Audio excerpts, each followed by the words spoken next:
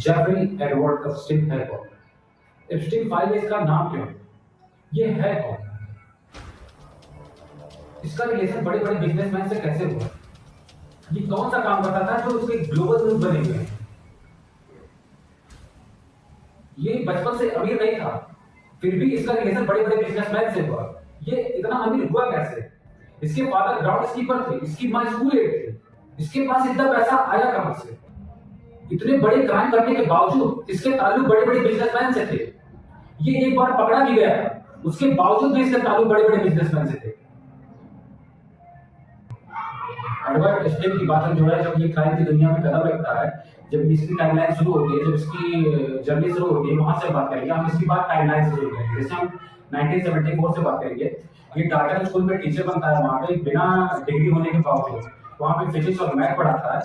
उसके साथ साथ ही बैंकर के बेटे को पढ़ाता है, बैंकर के बेटे को ट्यूशन पढ़ाता है।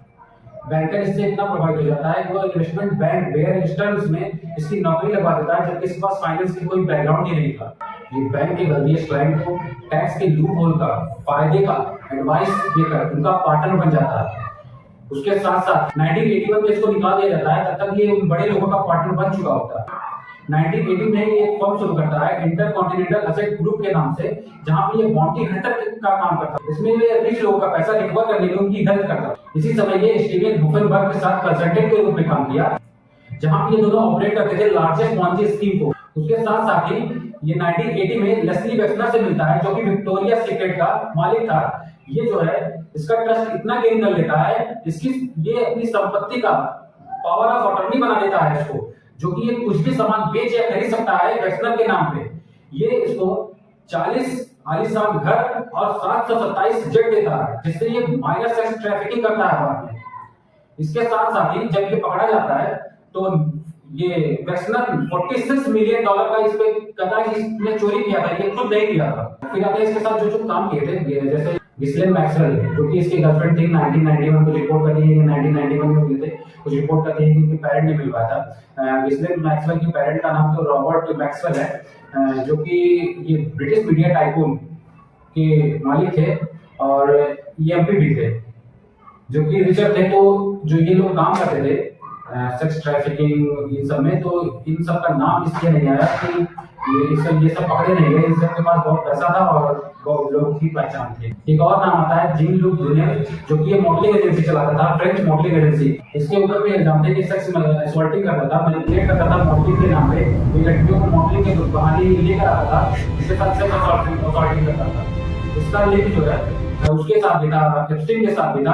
गिस्लेन और मैक्सवेल 1980 से एक दूसरे को जानते हैं। 2004 में ये दोनों ब्रूनेल और एप्स्टीन बिजनेस पार्टनर बन जाते हैं। एप्स्टीन $1 मिलियन ब्रूनेल को देता है यूएसए मॉडलिंग एजेंसी खोलने के लिए, MC2 मॉडल के बेस पे, जो कि ये फिर आते हैं इसकी जब ये केस बाहर आया 2005 में केस बाहर आया। 14 ईयर ओल्ड गर्ल के पेरेंट ने अब्यूज का केस रिपोर्ट किया। पाम बीच पुलिस इस पे इन्वेस्टिगेट की। 2005 में 2008 में एविडेंस होने के बावजूद फेडरल प्रोसिक्यूटर एलेक्स अकॉश इससे डील कर लेता है एप्स्टीन के साथ, जिसको हम स्वीट हार्ट डील करते हैं। 2008 में 18 महीने की जेल होती है for the minor soliciting prostitution, जबकि 13 महीने के 24 घंटे जेल में रहता है, 24 घंटे। उसके बाद फिर 5 महीने के जो है 12 घंटे जेल में रहता है, 12 घंटे बाहर काम करने के लिए, अपना कोई भी काम करना हो 12 घंटे वो बाहर, हफ्ते में 6 दिन वो जा सकते। ये सब होने के बावजूद अपोलो ग्लोबल मार्केट के को फाउंडर $158 मिलियन एप्स्टीन को प्रोवाइड करते थे टैक्स एस्टेट ऑफ प्लानिंग के नाम पर। हम देखते हैं ओरिजिन कहां से हुआ एप्स्टीन फाइल का। ओरिजिन रियली ओरिजिन हुआ एप्स्टीन फाइल का 2015 में, जब विक्टोरिया गेफ्री पहली विक्टिम होती है जो खुल के सामने आती है, डिफेमेशन का केस करती है गिस्लेन मैक्सवेल पे, जो मैनिपुलेट और रिक्रूट करती थी लड़कियों को। उसके साथ साथ विक्टोरिया गेफ्री, जो कि ब्रिटिश रॉयल का प्रिंस था एंड्रयू, उसके ऊपर भी सेक्स असॉल्टिंग का केस लगाती है। बाद में ये केस सुलझ जाता है 2022 में करोड़ों डॉलर देकर। फिर जुलाई 2019 में एप्स्टीन को अरेस्ट कर लिया जाता है पब्लिक प्लेस में for the minor sex trafficking के केस पर। 10 अगस्त 2019 में इसकी मृत्यु हो जाती है। इसके केस में ये निकलता है कि ये फांसी लगा लेता है। फांसी इंसान वो लगाता है जो पश्चाताप करता है। 2008 में जब इसको जेल हुई तब ये फांसी नहीं लगाया, 2019 में पश्चाताप करके कैसे फांसी लगा दिया? इसमें जरूर कोई शामिल है जिससे उसका नाम पाना है, इसके लिए इसको मरवा दिया गया। बाद में 2021 में गिस्लेन मैक्सवेल को भी अरेस्ट कर लिया जाता है for the recruitment of the minor girls and the manipulation. 20 साल की इसको सजा होती है। इसमें कुछ बड़े बड़े बैंक में शामिल थे, जैसे जेपी मॉर्गन। जब एप्स्टीन इतने सारे कैश निकालता था, विथड्रॉ करता था $1 मिलियन, इस पे कोई क्वेश्चन नहीं पूछा गया। जब इस पे लॉसूट फाइल हुआ क्लास एक्शन का, तो इसने $290 मिलियन देकर विक्टिम से सेटलमेंट करवा दिया। इसके बाद हम देखेंगे ये सब मिलकर क्राइम कैसे करते थे, एप्स्टीन इस क्राइम में इन्वॉल्व कैसे हुआ। पहले तो ये लड़कियों को किडनैप कैसे करते थे, ये देख लेते हैं। ये उन लड़कियों को टारगेट करते थे जो गरीब हो, साइकोलॉजिकल थ्रेट देते थे। ये उन लड़कियों को नहीं टारगेट करते थे जो अमीर हो, उन लड़कियों को टारगेट करते थे, मैनिपुलेट करते थे जॉब के लिए, मसाज के पैसे देने के लिए। वो लड़कियां जो इनका शिकार बन चुकी थी, उनको ये और पैसा देते थे, लगभग $100, जिससे वो और लोगों को रिक्रूट करे। वो लड़कियां जो अपने क्लासमेट हैं उनको रिक्रूट करके लेके आए। ये पूरा नेटवर्क उठा लिए थे। इनका नेटवर्क ऐसे था, ये कोई नॉर्मल किडनैपिंग नहीं थी, ये पूरा इंटरनेशनल से जो लड़कियों का ट्रैफिकिंग होता था, इसके लिए पूरा जुगाड़ और कांटेक्ट बिठाया हुआ था, पूरा नेटवर्क बना दिया था। ये उन लड़कियों को टारगेट करता था जो जिसकी फैमिली वीक हो, जिसकी फैमिली में इनकम कम हो। लगभग उन लड़कियों को टारगेट करता था जिसकी उम्र लगभग 14 से 17 साल हो। उनको ये लगता था कि ये लाइफ चेंजिंग मूवमेंट है उनके लिए, उनके फैमिली को सपोर्ट करने के लिए। जो ब्रूनेल था वो भी उन लड़कियों को मॉडलिंग के लिए रिक्रूट करता था, उससे ये एप्स्टीन से कांटेक्ट करवाता था। एप्स्टीन भी अपना यूएसए में जो मॉडलिंग एजेंसी खोला था, वहां पे भी इन लड़कियों को रिक्रूट करता था। मॉडलिंग कराने के पर्पस से इन लड़कियों को रिक्रूट करके उनके साथ सेक्स असॉल्टिंग किया करता था। इसमें गिस्लेन मैक्सवेल का रोल था। ये नॉर्मलाइज जो एप्स्टीन किया करता था, सेक्स असॉल्टिंग या मसाज, नेकेड मसाज, इसको नॉर्मलाइज करने के काम गिस्लेन मैक्सवेल करते थे। ये सब इन लड़कियों को शॉपिंग कराना, इन लड़कियों को छोटे छोटे कपड़े पहनना, फुल्ली अनड्रेस्ड और पार्शियली ड्रेस्ड, इन सब में ड्रेसों में मसाज करना, इसको नॉर्मलाइज कर दिया। इन सबको नॉर्मलाइज करने के बाद जब इनको $100 एक्स्ट्रा दिया जाता था for the recruitment of new girls और देयर क्लासमेट, ये लोग उन लोगों को भी रिक्रूट कर लेते थे जो उनके दोस्त थे या उनके फैमिली मेंबर में कोई हो जिसको पैसों की दिक्कत हो, उनको भी ये नेटवर्क बना लेते थे पूरा उन लड़कियों के माध्यम से दूसरी लड़कियां।